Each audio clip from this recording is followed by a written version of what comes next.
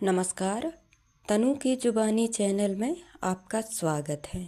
हमारी आज की कहानी है आत्मसम्मान। यह कहानी एक छोटे से गांव में रहने वाले वृद्ध दंपति राजनाथ और सुशीला की है।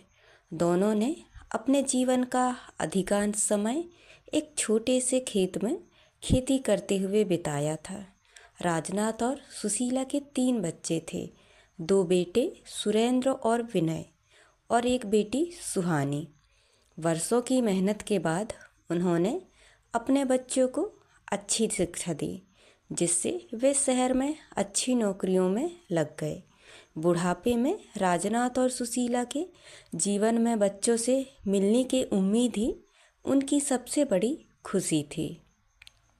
लेकिन जब बच्चे शहर गए तो वे धीरे धीरे अपने माँ बाप से दूर होते चले गए।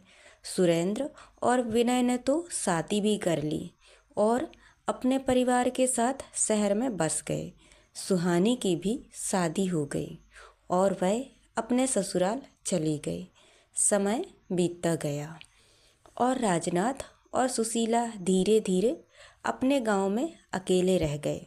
शुरू में बच्चे कभी कभार फ़ोन कर लिया करते थे, लेकिन धीरे धीरे यह सिलसिला भी ख़त्म होता गया। राजनाथ का शरीर अब पहले जैसा नहीं रहा था। खेत में काम करना भी मुश्किल हो गया था। सुशीला की आँखों की रोशनी कमज़ोर पड़ चुकी थी और वह घर के छोटे मोटे काम भी ठीक से नहीं कर पाती थी। एक दिन गांव में एक बुजुर्ग सभा का आयोजन हुआ। वहाँ कई बुजुर्ग इकट्ठा हुए थे और सबने अपनी अपनी समस्याएं साझा किया। किसी के बच्चे उन्हें छोड़ गए थे तो किसी को बूढ़े होने के कारण घर में बोझ समझा जाता था। राजनाथ और सुशीला ने भी अपनी आपबीती सुनाई, लेकिन वहाँ एक बुजुर्ग श्याम ने एक बात कही जो राजनाथ के दिल में उतर गई। श्याम ने कहा, बुढ़ापा उस पेड़ की तरह होता है जो खुद अपने पैरों पर खड़ा रहकर अपने साए में दूसरों को पनाह देता है, पर अगर पेड़ दूसरों की उम्मीद में जिंदा रहे तो वह सूख जाता है। इस बात ने राजनाथ और सुशीला को सोचने पर मजबूर कर दिया। उन्होंने अब तय किया कि वे अपने बच्चों की उम्मीद छोड़कर अपनी ज़िंदगी को अपनी तरीके से जिएंगे। एक दिन राजनाथ ने गांव के मुखिया से बात की और अपने खेत के एक हिस्से को गांव के छोटे किसानों के बीच बांटने का निर्णय लिया, ताकि जो लोग बिना ज़मीन के थे वे उस पर खेती कर सकें। इसके बदले में उन्होंने यह शर्त रखी कि जो भी इस ज़मीन पर खेती करेगा वह अपनी फसल का थोड़ा हिस्सा उन्हें देगा। यह सौदा गांव के लोगों के लिए भी फायदेमंद था और इस तरह राजनाथ और सुशीला के घर में फिर से अनाज और सब्जियां आने लगी।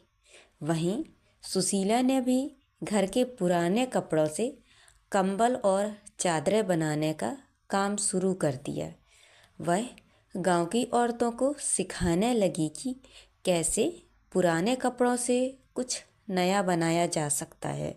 धीरे धीरे सुशीला का यह काम गांव में मशहूर हो गया और लोग उनके पास पुराने कपड़े लाने लगे ताकि वह उनसे नए कंबल बना सके। इस काम से सुशीला का मन भी लगा रहता और कुछ पैसे भी मिलने लगे। अब राजनाथ और सुशीला अपने बुढ़ापे में आत्मनिर्भर हो गए थे। वे खुश थे क्योंकि उन्होंने अपने जीवन का उद्देश्य फिर से खोज लिया था। गांव में उनकी इज्जत और बढ़ गई थी। बच्चे जब भी कभी फ़ोन करते तो वे सिर्फ उनका हालचाल पूछते और किसी शिकायत के बिना अपनी ज़िंदगी के बारे में बताती। एक बार सुरेंद्र और विनय ने सोचा कि वे अब माँ बाप को अपने पास शहर बुला लेंगे, लेकिन राजनाथ और सुशीला ने साफ मना कर दिया। उन्होंने कहा, हम यहीं ठीक हैं, तुम्हें चिंता करने की ज़रूरत नहीं है। हमें हमारे गांव और हमारी ज़िंदगी से प्यार है।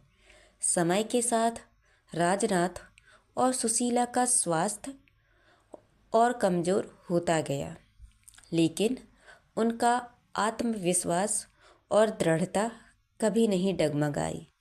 एक दिन जब राजनाथ की तबीयत बहुत ख़राब हो गई तो गांव के लोग इकट्ठा हो गए।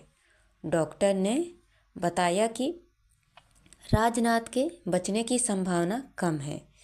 सुशीला यह सुनकर चुप हो गई, लेकिन उसने अपने आंसू नहीं बहाए। उसने राजनाथ का हाथ पकड़ा और कहा, हमने अपनी जिंदगी जी ली है। अब समय आ गया है कि हम इस यात्रा को ख़त्म करें, लेकिन मैं जानती हूँ कि तुम जहाँ भी रहोगे हमेशा मेरे साथ रहोगे। राजनाथ कुछ दिनों बाद इस दुनिया को छोड़ गए। सुशीला अकेले रह गई, लेकिन गांव के लोग उसका सहारा बने रहे। राजनाथ की मौत के बाद भी सुशीला ने भी अपनी बाकी ज़िंदगी गांव की औरतों को सिखाने और दूसरों की मदद करने में बिता दी। उसकी आंखों में अब भी वही चमक थी जो राजनाथ के साथ बिताए पलों की यादों से आई थी। सुशीला को हमेशा गर्व था कि उसने और राजनाथ ने अपने जीवन के अंतिम दिनों में भी किसी पर निर्भर ना रहकर आत्मसम्मान के साथ जीने का रास्ता चुना। यह कहानी सिर्फ बुजुर्गों की नहीं, बल्कि उन सभी की है जो अपनी उम्मीदों को छोड़कर अपनी ज़िंदगी के नए मायने खोजते हैं। जीवन में सबसे बड़ा सुख वही है जब इंसान अपने आप को पहचान ले और दूसरों की मदद करते हुए अपनी खुशियों को तलाश करे। इस तरह राजनाथ और सुशीला की कहानी एक उदाहरण बन गई कि उम्र चाहे जो भी हो, आत्मनिर्भरता और आत्मसम्मान से बड़ा कोई सुख नहीं है। तो दोस्तों, ये कहानी आपको कैसी लगी, लाइक और कमेंट करके ज़रूर बताएं और चैनल को सब्सक्राइब करना ना भूलें। तो मिलते हैं अगली कहानी में। बहुत बहुत धन्यवाद।